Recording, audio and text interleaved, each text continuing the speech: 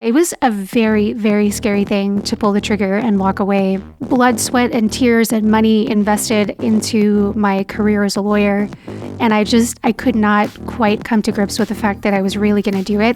I knew that I really, really wanted to. I knew that it just wasn't the best fit for me for the rest of my life. I will never forget the day or the moment that I went and knocked on my section head's door to let him know that I was leaving. Sheer terror. Like, I was 35 and pretty healthy, but I'm amazed that I didn't have a heart attack. Today, we are speaking with Carla Cash, a former attorney who retired at the age of 35. 35. After achieving FI, she hiked the Pacific Crest Trail because she's just that cool. Carla, welcome to the show. I am so excited to chat with you today. Thank you so much, Wendy. I am very excited to be here. And yeah, I love talking about FI and money stuff so much. So I'm very, very excited to see where the conversation goes. Oh, good, because that's exactly what we're going to talk about. Let's go all the way back to the beginning. Tell me about your birth. No, I'm just kidding.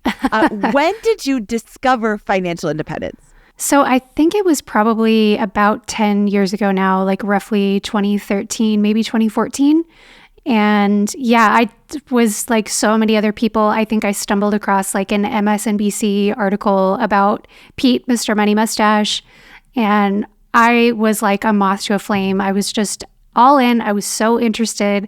And I just read everything that I could get my hands on from that point. Were you having a good career at that time? I know I said that you were an attorney, and I've heard that attorneys sometimes work a little bit more than 40 hours a week.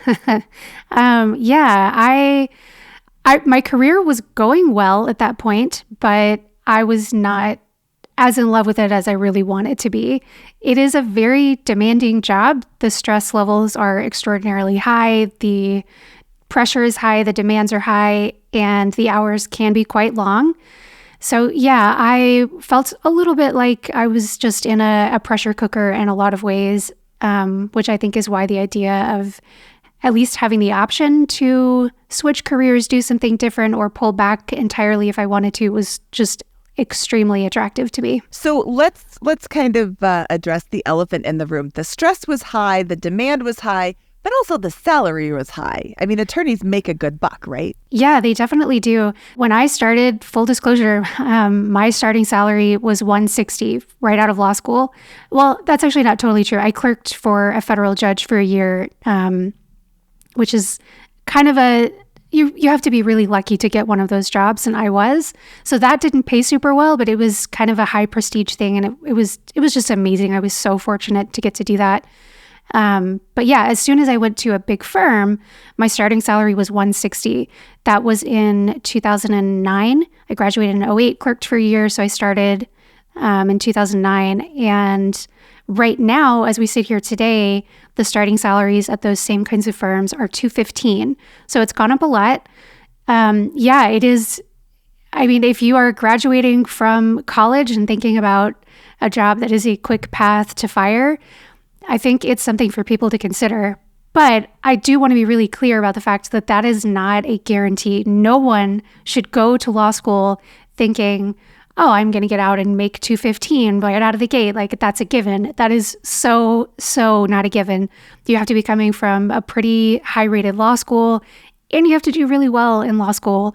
And law school is very different than a lot of other kinds of schooling. So yeah, it is no guarantee, and I don't want to put that message out there and have anyone be like, oh, this is my path to fire. It's going to be super easy.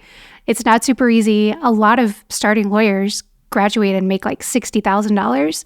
So if you are at the top of your class at a really good school and you're a solid interviewer and you're willing to work really, really hard, like, those are a lot of boxes to check. But if you can check all those boxes, then yeah, it can be a really good path to fire. I think that's a really great point to make because, doctors, I think there's this idea that doctors and lawyers make a lot of money and it's kind of a guarantee. Oh, you're a doctor? Clearly you're rich. You're an attorney? Clearly you're rich. That's not the case. I appreciate you making that distinction. What was your life like before you started pursuing fire, before you read that pivotal article? I think we were always pretty frugal. So I'm married. We just had our 15-year wedding anniversary, which feels so crazy. Happy anniversary! Thanks. But yeah, it's the two of us have always been fortunate in just having natural frugality. We both grew up in families that were living well below their means. So I think we were definitely not living it up like crazy. We were able to cut our spending when we found fire. It's funny, to this day, my husband and I can't quite agree on because we weren't keeping very good records back then. And we don't agree on where those cuts came from and what we were able to do. My husband, Robert, is always just we were doing everything perfectly before we found fire. And I know that we weren't. I know we were just spending more frivolously. I guess it was just things like eating out, maybe more clothes, a few gadgets here and there. But anyway, we were able to rein it in, but we were definitely not living the lavish, kind of typical lawyer lifestyle. We just always had this sense of that was silly, and we just never wanted that to be us. That's really interesting that you weren't living paycheck to paycheck despite having this incredible lifestyle. I think there's a lot of people who are in that tax bracket who give off this impression that they're very rich because they have all these things.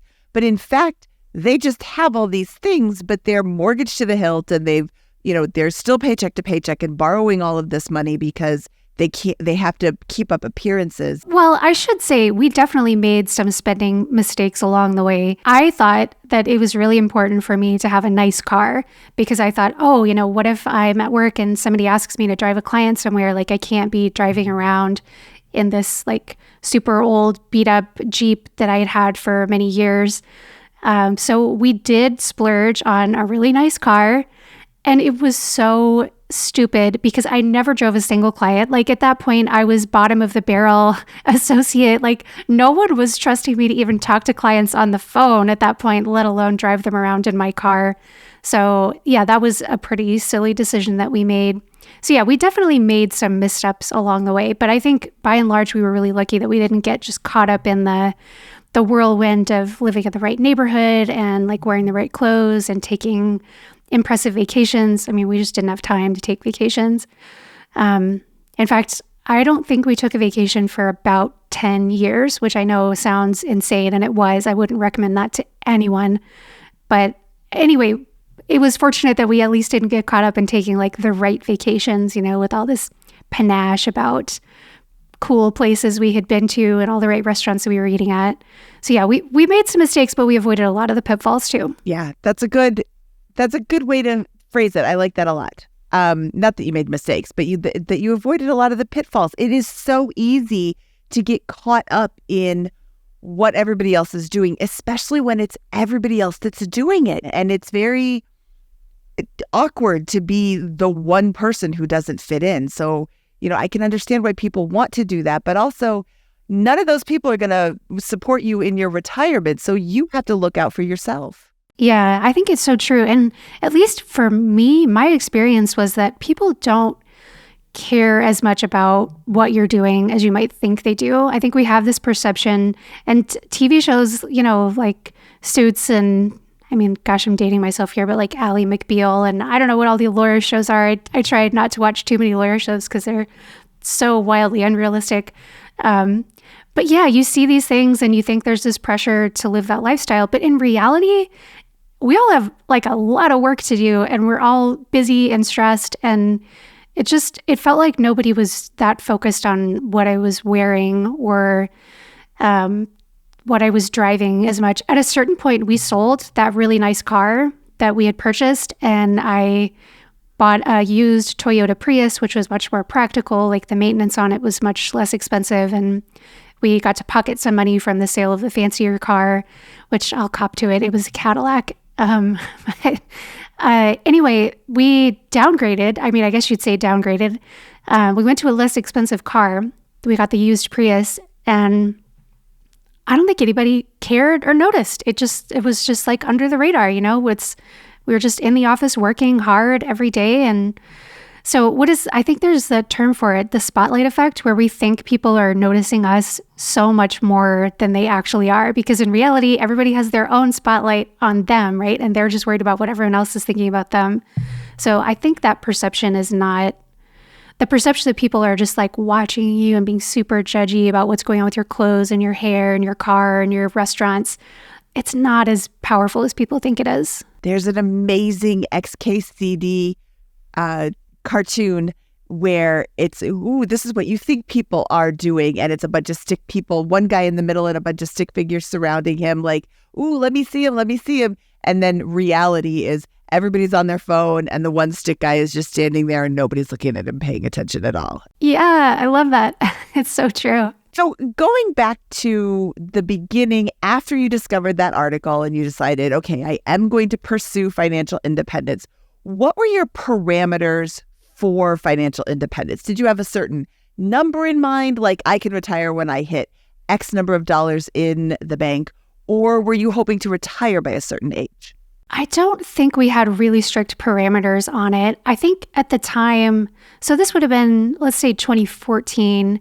So things were less expensive 9 years ago. The inflation has obviously gone pretty insane. So I think at the time we were able to live pretty comfortably on like $30,000-ish a year.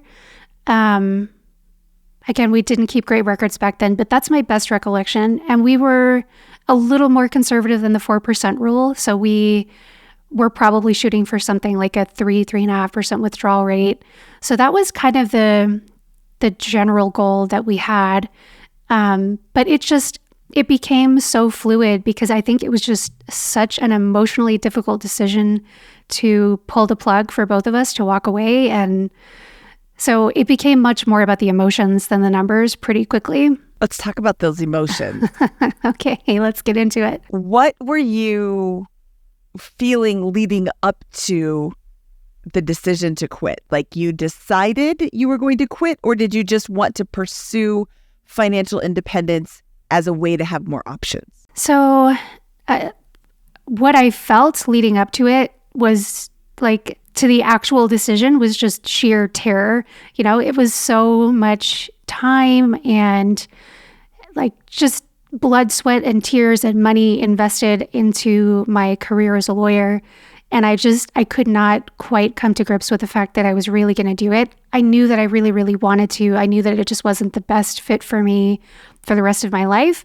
But it was still incredibly difficult to pull the trigger. And I will never forget the day or the moment that I went and knocked on my section head's door to let him know that I was leaving. I was just like, I'm amazed that I didn't have a heart attack. You know, like I was 35 and pretty healthy, but I'm amazed that I didn't have a heart attack. So yeah, it was a very, very scary thing to pull the trigger and walk away. And my husband had kind of the opposite experience. He loves his job. He's been at the same company since we graduated from college in 2005. And like that is so unheard of these days. But he is just like a fish in water with them. He just absolutely adores it. They love him. He loves them. It's just a big love fest. So he was like upset. He didn't really want to walk away. And now he's gone back to that same job and he's back to being a fish in water and he is absolutely loving it again. But yeah, I think he and I had very different reactions to it. Mine was just like, I know this is what I want, but it's really scary to pull the trigger. And then we went back and forth over the years of just trying to get on the same page of like, I would overcome my fear. And then Robert would be like, well, but I don't think I'm ready. And we just sort of seesawed over time. And finally in 2019, we like got our act together and we're both on the same page and said, okay, enough is enough. We really got to do this. And we've been so much happier for it. So wait, 2014, you knocked on your section head's door? No. That was 2019. 2014 would be when I first discovered FIRE. Yeah. Oh, okay. So 5 years after that. 5 years, you decided we have enough money and I don't want to be a lawyer anymore doing this. I'm going to leave. Yeah. Once you decided you were going to leave, how long did it take you to knock on your section head's door? Oh, gosh. I probably like honestly, like the whole 5 years, like we were, we were going back and forth so much. And I would say like, well, look, we could get by with this much and we could cut that $30,000 even lower. And Robert would just say like, no, I'm not comfortable with that. That's too lean. That's too scary. So yeah, like early on in the 5 years, those were the conversations. And then as we progressed, it just like seesawed more about emotions and who was ready and who wasn't. And I think what really got us to finally move our butts and make a decision was that we landed on something we both really wanted to do when we were done working, which was hiking the PCT. We were so excited about that. And it just felt like this huge dream that we wanted to share together. Full disclosure, we did not finish the PCT for all the, like super hikers out there. I just want to be clear. I am not one of you. You are more awesome than I am.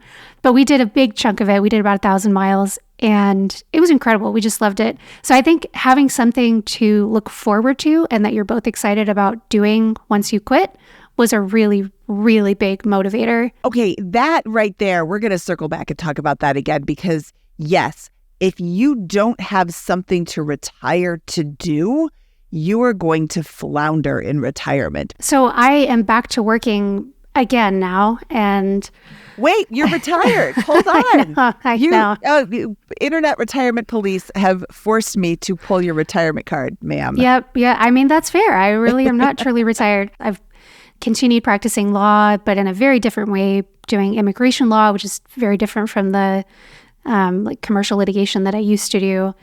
And it's been so rewarding. In fact, you're catching me on a really good week because on Monday of this week, we had a huge win for one of our clients. We went to trial and this lovely man who is facing deportation is now able to stay here in the United States with his family. And yay! Yeah. I'm so happy to hear that. Yeah, it was just incredibly rewarding. And you don't get those same kind of warm fuzzies when you call your client and say, hey, you don't have to pay millions of dollars. We won for you. That's still fun, but it's not as rewarding as seeing a family just like huddle up and cry tears of joy. So yeah, I've been doing that and have just found some other fun jobs around, I don't know, a number of different things. And they've all just been really rewarding and joyful. And they don't require me to like wake up at 7 a.m. and immediately jump in the shower and then commute for 40 minutes and then sit at one desk for, 10 hours and then do the whole thing in reverse. So yeah, it's a pretty good life these days, just having the freedom to dictate when and how we want to work. Do you treat work differently now that you know you don't have to be there? 1,000%. Yeah. I think I just used to not be myself at work. I just always felt like there was this major separation between like who I could be at home with Robert and with our close friends and who I could be in the office. And I just refuse to do that anymore. Like what you see is what you get with me. And if you don't like that, then what's the point of us working together? Like we're not going to be very productive partners in the workplace if we can't just get along as humans too. And I mean, I get that like your work people don't have to be your true friends and all of that, but you should at least feel comfortable, right? You should at least feel like what you're doing lines up with your core identity of who you are. So yeah, I approach that very differently now. And I just don't sweat the small stuff anymore. If something doesn't go exactly the way that we'd hoped, or if we are just kind of hitting little roadblocks along the way, I just kind of am able to take it in stride a lot more now and know that we're going to do the best that we can and make it work as well as we can. Ultimately, there's only so much I can control, and the rest of it, I'm just not going to sweat. Okay, what advice would you give to someone who is looking to pursue financial independence?